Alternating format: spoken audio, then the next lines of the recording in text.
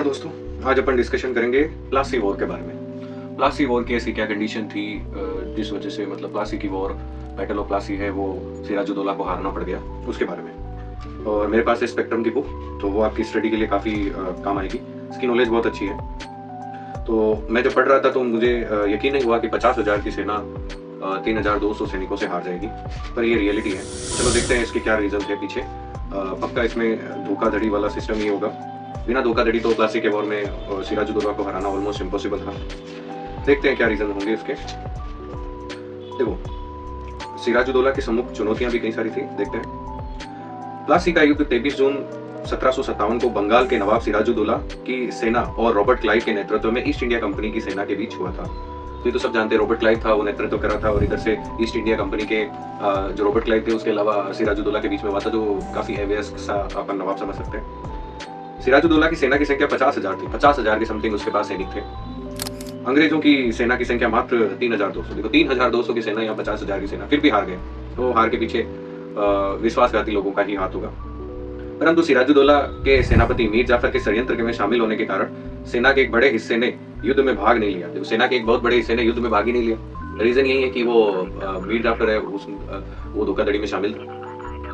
जब सिराजुद्दौला को पता चला कि उसके बड़े बड़े सेनाध्यक्ष, जो सेनानायक मीर जाफर और राय दुर्लभ उसके साथ विश्वासघात कर रहे थे, तो दो नाम आपको अंडरलाइन करने, मीर जाफर और राय दुर्लभ, इन दोनों ने विश्वासघात किया था, तो वह अपनी जान बचाकर युद्ध क्षेत्र से भागकर मुर्शिदाबाद पहुंच गया। मुर्शिदाबाद में पहुंच गया जान बचाकर। उसको पता था कि अब युद्ध तो जीतना नहीं है। फिर वहां से वह अपनी पत्नी के साथ पटना भाग गया। थोड़े टाइम बाद में वहां से अपनी पत्नी के साथ पटना भी चला गया, क्योंकि उस समय बिहार का सूबेदार यही था। कुछ समय पश्चात मीर जाफर के पुत्र ने सिराजुद्दौला की हत्या कर दी। सिराजुद्दौला जहां भी मिला, मीर जाफर का पुत्र पहुंचा और उसकी हत्या कर दी।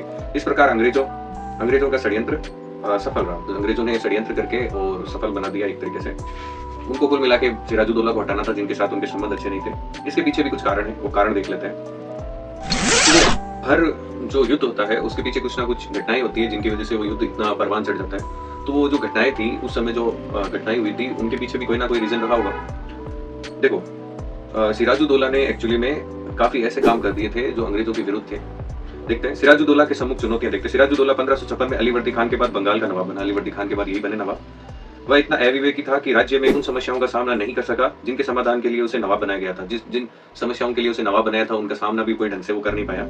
सिराज के उत्तराधिकार का विरोध उसकी चाची घसीटी बेगम और पूर्णिया के नवाब, यानी घसीटी बेगम उसकी जो थी चाची थी, वो भी उसका विरोध कर रही थी, और पूर्णिया के नवाब उसके चचेरे भाई शौकत जंग ने किया। शौकत जंग ने कहा, भाई मेरे में क्या कमी है, मेरे को राजा बनाइए आप।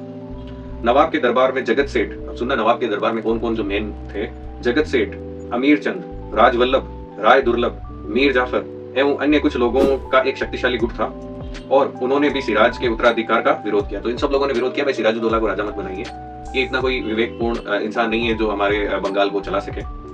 मई 1556 में सिराज ने पूर्णिया के विद्रोही नवाब का दमन करने के लिए पूर्णिया की ओर प्रस्थान किया। पूर्णिया की ओर गए, उनके नवाब का दमन किया। परंतु जब उसे कलकत्ता में अंग्रेजों के अवज्ञाकारी और उद्दंड व्यवहार का पता चला, तो वह राजमहल से ही वापस लौट आया। राजमहल बीच में रास्ते में आता, तो वहां से वापस मुड़ गया कि उसने कहा कि भाई अंग्रेजों का व्यवहार, जो किलेबंदी वो कर रहे हैं, वो बहुत बेकार है।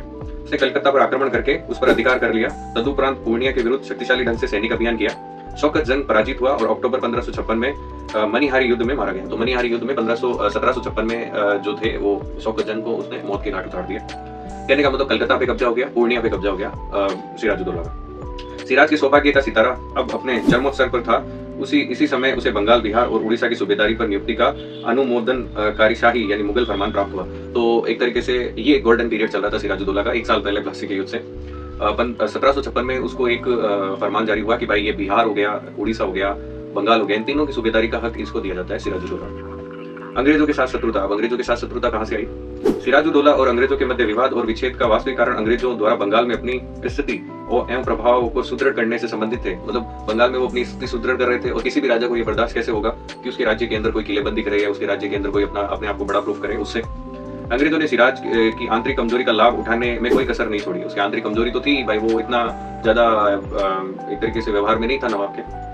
अंग्रेजों ने सिराज की आंतरिक कमजोरी का लाभ उठाया था। उन्होंने कलकत्ते की किलेबंदी शुरू कर दी। राजवल्लभ के पुत्र को अपने किले में शरण दी। राजवल्लभ का जो पुत्र था कृष्णदास, उसको उन्होंने शरण दी थी। ये एक बहुत बड़ी बात है कि राजा के राज्यकाल में ही उसी के मतलब एक तरीके से विरोधी को आप शरण दे रहे हो। दस्तक का तो वे दुरुपयोग कर ही रहे थे। अपने क्षेत्र में बंगाल की संप्रभुता के विरुद्ध भारतीय वस्तुओं को भारी महसूल वसूल रहे थे। देखो, 10 तक का कैसे, जैसे मुगल बादशाह ने उनको व्यापार करने की छूट दी थी, तो उन्होंने वो 10 तक का खूब यूज किया कि भाई हमें वहां से परमिट है, हम ही यहाँ पे व्यापार कर सकते हैं, आप लोग नहीं कर सकते, और वसूल करने लगे। सिराज ने अंग्रेजों से इन सब के लिए विरोध जताया। सिराजुद्दौला ने कहा भाई ये गलत है, आप राजा के होते हुए ऐसा क्यों कर रहे हैं। परंतु अंग्रेज जो कि दक्षिण भारत के फ्रांसीसियों के विरुद्ध अपनी सफलता से उत्साहित थे, दक्षिण भारत में फ्रांसीसियों को अंग्रेजों ने हरा दिया, तो उससे उत्साहित थे कि भाई हमारा यहाँ इंडिया में कोई कुछ नहीं बिगाड़ सकता। सिराज के आदेश से विचलित नहीं हुए, अस्तु सिराज ने अंग्रेजों के विरुद्ध युद्ध छेड़ दिया और पहले कासिम बाजार और फिर 20 जून 1756 को फोर्ट विलियम पर कब्जा कर लिया। अंग्रेजों ने फुल्टा द्वीप जाकर शरण ली। तो फिर सिराजुद्दौला को गुस्सा आया, कासिम बाजार पर अटैक किया, कासिम बाजार को कब्जे में ले लिया और साथ ही फोर्ट विलियम जो कलकत्ता के अंदर है उस पर कब्जा कर लिया और अंग्रेजों को भागना पड़ा और भागकर कहाँ पहुंचे, वो फुल्टा द्वीप के ऊपर, यानी वहां उनका नहीं चलने वाला।